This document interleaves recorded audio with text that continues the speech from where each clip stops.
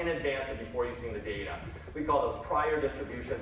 And the reason that not everyone's a Bayesian is because prior distributions are too big of a pill to swallow. Not everyone wants to write down those prior distributions. They want objective methods that don't depend on these sorts of things.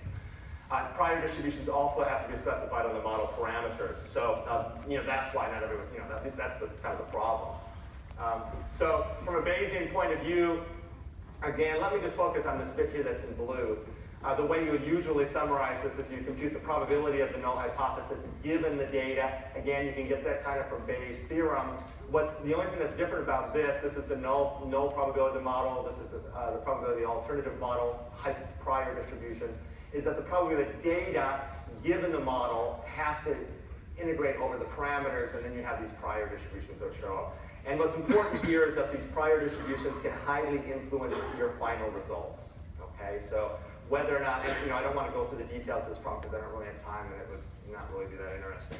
But this is, essentially you can think high values means that you favor one model, low values mean you favor the other model, dotted line means you're indifferent, and choice of prior distribution means you go from favoring one model to favoring the other model to being indifferent. So you can get anything you want based on your prior distribution, and that's obviously troublesome. So where do we go from here?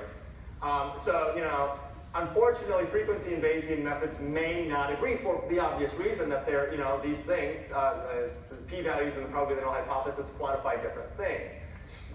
Why do they not agree? Well, Bayesian methods automatically penalize larger models, Occam's razor. If you have two explanations for the same phenomenon, one's a simple explanation, one's a crazy complicated explanation, you choose the simple explanation. But how much do you penalize the complicated explanation? Well, that's a subjective question. And it comes into the Bayesian calculations via the prior distribution. It doesn't come from the data. It kind of from just a logical point of view, it comes from outside the data. How much do you penalize complicated models? It also adjusts for trial factors, look elsewhere effects, and things like this kind of automatically. All of that's kind of nice. But the problem is that when it comes time to write down the prior, you have to kind of specify how much you want to penalize more complicated models. And the problem cases are when the dimension of the model parameters are different. You have two models with different dimensions. Then there's a complicated model and a less complicated model. As the parameter spaces are the same, Bayesian methods tend to be much less sensitive to prior distributions, and everything's kind of a lot easier. Unfortunately, if you treat a p-value as a probability of null, that's what we call anti-conservative, here I set it down here. Interpreting p-values as the probability of the model may significantly overstate the evidence for new physics. So unfortunately, the direction of error from misinterpreting is the wrong direction. It's the direction that will make you think you have better information than you actually have. Just a little picture here. This is the probability of the p-value. This is in a Higgs kind of problem. This is the problem of the p-value. This here is the probability of the null hypothesis. The blue line is a bound that I can compute that doesn't depend on prior, so I'm trying to, that's kind of something I'm working on. But the point here is that we always see in these kinds of model that the p-value is much smaller than the probability of the null. So again, you don't want to, you'll be misled if you treat one as the other. Okay, so 5 sigma, I'm going to just say this very quickly. Calibration, systematic errors, and model misspecification can't be handled by turning up your detection threshold. There's some little quotes here. Cousins says 2, 3.5. This is Bob Cousins. 2, 3.5 of Cousins and Feldman and Cousins fame. 2, 3.5 sigma results are better than 1, 5 sigma. I said 1 calibrated. 3.5 sigma is better than uncalibrated. That means that by uncalibrated, you're trying to deal with calibration and systematic errors by just having a more higher level of significance.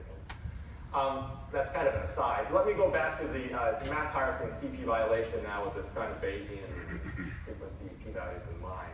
Again, so this is the basic problem for the mass hierarchy problem. How do we want to think about this from a statistical point of view? They're non-nested models. If there are no unknown parameters in either model, everything is beautiful. The likelihood ratio test or delta chi-square follows a normal distribution. Not a chi-square distribution, incidentally. A normal distribution. Unfortunately, this is a fact that I learned when I was a first-year graduate student and promptly forgot. because it's never true that that neither model has any unknown parameters. That's a crazy assumption. It works nicely, but it's not realistic. So what happens when you do have unknown parameters? With unknown parameters, regular suspects, standard theory, Wilks and Chernoff, do not apply. The distribution of the likelihood ratio test is basically unknown. So that's problematic. That means that blue curve that I needed to compute my p-value is not available to me. There are some results, incidentally, by physicists. I don't know that there's been a lot of statisticians working on this problem. There's been some, but actually trying to get the null distribution of the likelihood ratio test directly in this case. Not a lot of work. These guys did. There's some pretty strong assumptions. Unfortunately, they apply in some cases, some neutrino experiments, but not in others, I'm told. And in particular, if you have these parameters showing up as unknowns in your experiment, so accelerator experiments, I understand, maybe it's this parameter in particular, because of the concerns I said on the very first slide, that this parameter has, we don't know what it's going to do when you fit the other model. You know, there's a true model and there's the other model. We don't know how it's going to behave when you fit the other model. We can't really say it follows a normal distribution. So what does that mean? Are we back to, down at the bottom here, are we back to Monte Carlo toys? That's what, that's the basic line that people give nowadays, is you can always simulate your way out of these things. Unfortunately, I got 5 sigma, that might be a lot of trouble. The other thing to think about is maybe, we'll be able to, by the time you get enough data for 5 sigma, maybe the theorists will be able to, the statisticians or somebody will be able to work out these assumptions. But, one thing or another, it's a little tricky. What I want to think about is another solution. Okay, so that might be a little easier. Again, likelihood versus Bayesian. Likelihood inference bases everything on the distribution of the data given the parameter. Bayesians add a prior distribution. The posterior distribution is proportional to the product. That's the big divide as people understand it. What I want to talk about here is model fitting versus model selection. Model fitting is a much easier statistical problem. Model fitting means I specify one model, not 2 models, and I fit the parameters and estimate uncertainty. I give error bars or confidence intervals or whatever. In that, if I'm doing model fitting instead of model checking, frequency and Bayesian methods tend to agree. The choice of prior typically is much less sensitive, so there's a lot less arguing about what's the right thing to do, because it doesn't matter what you do, you get very similar answers, typically, not always, but typically. Some model, and what's the good news is at the bottom, some model selection can be accomplished via model fitting. So you can avoid all of the complications by model selection and work with model fitting instead. So let's see how you can do that with this problem. Okay, so again, problem at the top. Is there an easier solution? Why not just compute the probability of the null hypothesis given y? That's the Bayesian solution, which in this case is just the probability that this delta m is negative, given the data. And with this, I only have to fit the model, one model, with delta m being a free parameter. If I'm going to be a Bayesian, I need to put a prior distribution on that, but that's not too problematic, right? Because we have pretty good information, at least about the absolute value of this thing. So if I put a prior distribution, that's kind of quantifying what we know ahead of time from other experiments. That doesn't seem so subjective. I can compute the posterior odds, which is the relative probability of the 2 models. And everything is kind of fine. I don't have to worry about, there's no p-values anymore, there's no Bayesian solutions highly dependent on prior distributions anymore. All the problems disappear. One model, one prior, easy computation, not sensitive to prior, what's not to like. So, one thing you might not like is it's a Bayesian answer. It's not a p-value, but maybe that's not so bad. It's certainly a lot easier in this case, and a lot clearer. 4 minutes left. Let me hurry to the end. What's that? I'm done? Oh, I thought I had 25 minutes, so sorry.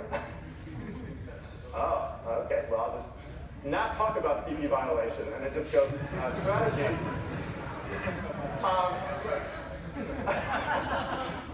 Well, anyway, there's not so much to say about CP violation. Strategies, anyway. What is a physicist to do? This is maybe, CP violation. We can talk about it another time.